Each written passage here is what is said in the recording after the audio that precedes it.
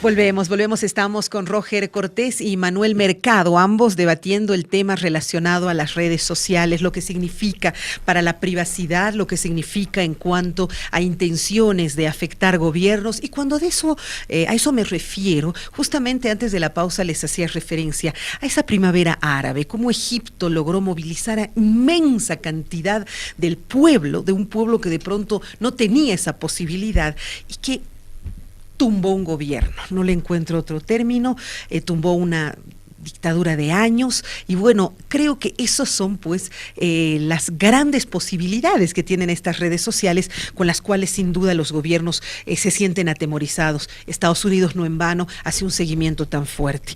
La primavera árabe no empezó con Egipto, pero fue además, Roger, una serie de otros países que acompañaron y que entiendo que como fenómeno se movilizaron todos desde las redes cibernéticas, las redes...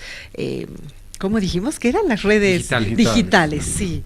No fue Egipto el primero, fueron países más chicos, pero en todo caso, en este momento, a algunos años después de estos acontecimientos, también está Ucrania, la llamada Revolución Naranja, y varias otras, estudiadas estas, comillas, revoluciones, después de unos años, se ve claramente que el papel de los medios digitales, de las redes digitales, está sobrevalorado, definitivamente. Sobrevalorado. Sí.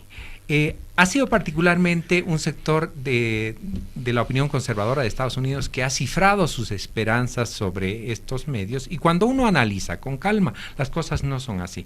Está el trabajo de Evgeny Morozov, por ejemplo, que es un especialista en el tema, que ha escrito un trabajo que se llama El desencanto de Internet, donde precisamente desmenuza estas posibilidades.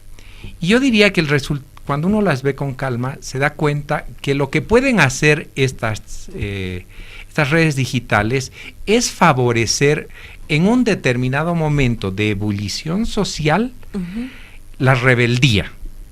No ninguna revolución. O sea, no parten de ahí. No. Es como que ya se había gestado. Tiene que haber un punto, un nivel colectivo de molestia, de indignación, y eso supone una acumulación previa larga. Tienen que haber determinado tipo de organizaciones, partidos, no partidos, sindicatos, lo que fuere, que tienen capacidad de enviar mensajes, y las redes ayudan para catalizar, para acelerar cierto tipo de movilizaciones, algunas manifestaciones, eso definitivamente.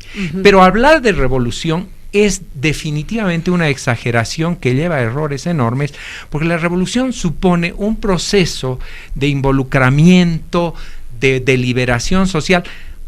No vayamos a Egipto, veamos qué pasó aquí con el proceso constituyente, donde la constitución que hoy tenemos, y de eso no se enteraron los sectores conservadores, y cada vez se olvidan más los gobernantes que fueron llevados por esta ola constituyente al gobierno, surgió desde abajo. Esta constitución se fue deliberando, se fue gestando en la entraña misma de la sociedad, de manera explícita de 2001 hasta la constituyente, hasta 2006, y con antecedentes fuertes desde la creación de la CESUD-CB y luego la marcha indígena, etcétera.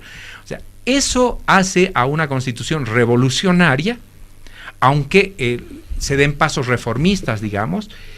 No es el mensaje rápido que puede producir, eso sí, indignación, reacción inmediata. Eso te dan las redes, pero no el sustrato de un cambio esencial, profundo de la sociedad. Claro que sí. Ahora, sería ilógico, ¿no es cierto? Pero lo que pasa, lo dijiste tú y expresas una opinión altamente difundida, hay demasiadas falsas esperanzas en esto, y también está la paranoia de los gobiernos, y cuando uno mira en casa, ¿qué han hecho políticamente las redes digitales? Desde su aparición hasta el día de hoy, no cabe duda, desde mi punto de vista, que lo más estructurado que hubo es el cierto acompañamiento urbano, no todo el acompañamiento urbano, a la marcha octava de los indígenas, ¿no? La movilización urbana tiene un cierto soporte ahí, pero más allá de eso, las redes hoy día están canalizando chismes, cosas de... Chistes y otros, ¿no? Sí, los chistes están muy bien, digamos, pero ese sonido, ese hervir que tanto genera paranoia, ¿hasta qué punto se justifica en gobiernos que tienen el respaldo electoral que tiene este?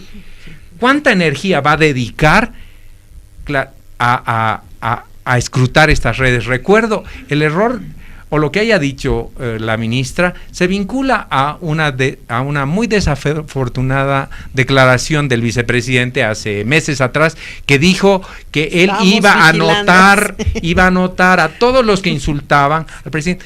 Qué pérdida de tiempo. O sea, si el vicepresidente y los ministros se dedican a eso, estamos muertos, porque tienen cuestiones muy urgentes de Estado que atender. Sin duda, tienes razón. ¿Qué opinas, Manuel? ¿Realmente existe una paranoia de los gobiernos ante esto y las redes sociales son tan poco, digamos, importantes ante algo que ya está avanzando, como fue la molestia de Egipto? ¿Qué opinas? Sí, estoy de acuerdo con ese criterio.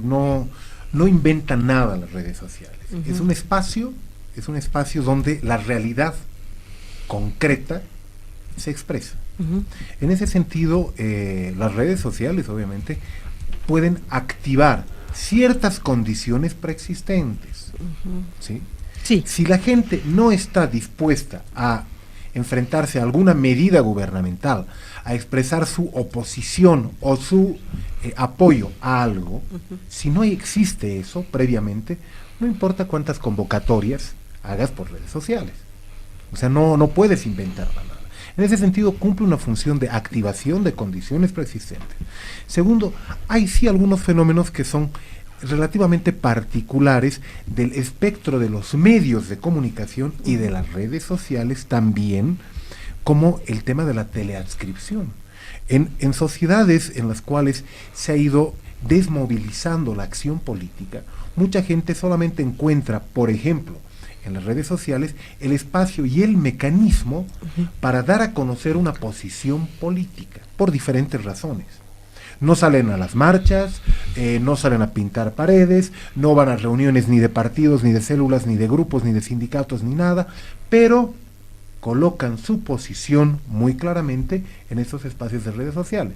Ahora, que después salgan a defender esa posición ya es harina de otro costal. En ese sentido hay un fenómeno que se da, que no necesariamente es masivo, pero sí es importante, como el de la teleadscripción política. Hay mucha gente que hace política a partir y casi solamente en las redes sociales, por diferentes razones. Pero en ese sentido, obviamente, no puede fabricar revoluciones, no puede generar transformaciones políticas estructurales, pero por el otro lado tampoco hay que colocarlo en el mismo o bajo la misma categoría de un espacio de comunicación común y corriente. No olvidemos que una persona puede hacer llegar en 2 segundos su posición, su idea, su personalísima interpretación sobre la realidad o sobre algún fenómeno a miles y miles de personas. Y eso nos abre un escenario, cuando analizamos lo político y lo llevamos a niveles ya sociales, sumamente diferente a lo que teníamos hace 10, 15, 20 años atrás. Entonces hay una dinámica en la cual la política y las redes sociales o las redes digitales, como queramos llamarlas, empiezan a generar espacios medio grises, son diferentes, donde la política va cambiando un poco y también estos espacios de comunicación, que son espacios de comunicación. Si me permites. Sí, vamos concluyendo, porque ya son los últimos. Yo no quisiera dejar la impresión de que con estas apreciaciones previas, que hay que subestimar a las redes. No los haría saber inmediatamente, se molestaría mucho, y con razón. Por ejemplo, el fenómeno que hoy día en España es Podemos. Sí. Este partido, que amenaza eventualmente con ganar la siguiente elección, es llamado en España el partido de las redes. Y es que un grupo de 5 profesores universitarios se ha convertido en un año, ha logrado canalizar un fenómeno preexistente, ciertamente, que tuvo su gran eclosión a través del 15M, ¿no es cierto? De esas movilizaciones espontáneas de indignación, y que el domingo, ayer, ha hecho un el sábado, ha llenado el centro de Madrid con cientos de miles de gente que esencialmente se ha movido a través de convocatorias, de nexos, a través de estas redes. Si existe una estructura, por lo tanto, una voluntad que utiliza estos medios, y aquí sí los partidos están atrasadísimos, son arcaicos en relación al uso de estos medios, puedes lograr resultados espectaculares. Hazme una conclusión, porque primero me has dicho que tendría no que haberse hacen gestado, revoluciones, te digo. Y ahora me dices que sí han podido en este que caso. Que sí están soportadas por estructuras humanas, por organizaciones muy realmente fuertes, existentes y en fenómenos sociales, son capaces de, te lo repito, de acelerar y facilitar la expresión de estos fenómenos, sin duda alguna. Están las dos cosas. Ahora, esto no debe controlarse, debe lucharse, es un campo de disputa entre distintas opiniones. Un gobierno fuerte prometiendo que va a vigilar o que va a censurar es una estupidez. Que juegue en el campo de las opiniones. Se supone que tiene cientos de miles de adscritos y que tienen capacidad de opinar igual que los otros. Correcto. Eso debería ser. Esa debería ser la solución. Esa es, comillas, la autorregulación. Gente discutiendo, deliberando y haciendo conocer sus criterios. Perfecto, yo con eso me quedo. Tú también, por favor, Manuel, para concluir, para cerrar, porque ya el tiempo nos ha pisado. ¿Qué opinas? ¿Cuál sería un poco la conclusión de este debate?